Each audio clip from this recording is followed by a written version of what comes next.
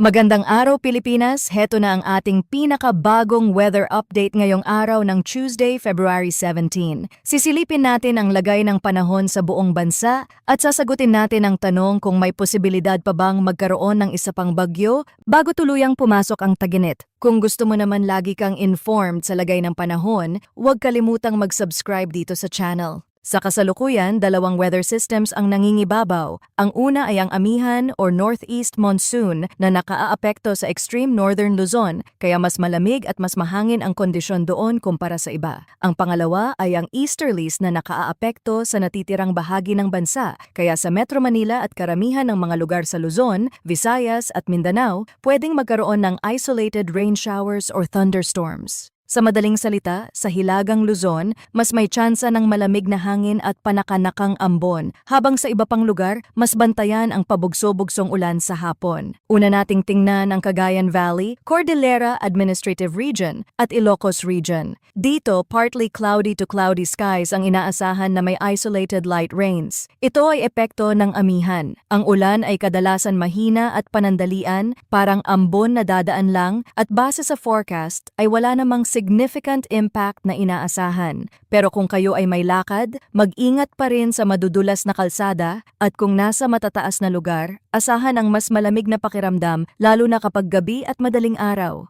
Samantala, sa Metro Manila at sa natitirang bahagi ng bansa, partly cloudy to cloudy skies ang forecast na may isolated rain showers or thunderstorms at ito ay dulot ng easterlies. Ang easterlies ay hanging galing sa karagatan na may dalang moisture, kaya kapag uminit ang lupa sa umaga, mas dumadali ang pagbuo ng ulap. Kaya ang karaniwang pattern, pwedeng maaliwalas or mainit sa umaga, pero pagsapit ng tanghali hanggang hapon, mas dumadami ang ulap at pwedeng umulan sa ilang lugar na may kulog at kidlat. Kahit sinasabing isolated, pwedeng maging malakas ang thunderstorm sa ilang bahagi. Kaya kung may marinig na kulog o makakita ng kidlat, iwasan muna ang open areas at bantayan ang posibleng biglaang pagbaha lalo na sa mga lugar na barado ang drainage. Ngayon, doon tayo sa tropical cyclone threat potential para mas malinaw kung may banta ba ng isa pang bagyo bago magtaginit. Para sa week 1, mula ngayon hanggang February 19, wala munang TC-like vortex o TCLV sa loob ng Philippine Area of Responsibility o PAR. Ayon sa model forecasts, may slim chance ng TCLV formation sa Philippine Maritime Domain, kaya mababa ang likelihood ng tropical cyclone development sa week 1. Ibig sabihin, sa loob ng mga araw na sakop ng week 1, mababa ang tsansa na magkaroon ng bagyo sa loob ng PAR, pero patuloy pa rin ang pagmomonitor dahil pwedeng magbago ang kondisyon sa karagatan. Para naman sa week 2, mula February 20 hanggang February 26, may forecast na posibleng mabuo ang TCLV-1 sa silangan ng Mindanao at mababa rin ang possibility na maging tropical cyclone ito. Sa madaling salita, may nakikitang posibleng disturbance east of Mindanao pero low possibility pa rin na lumakas at maging ganap na bagyo.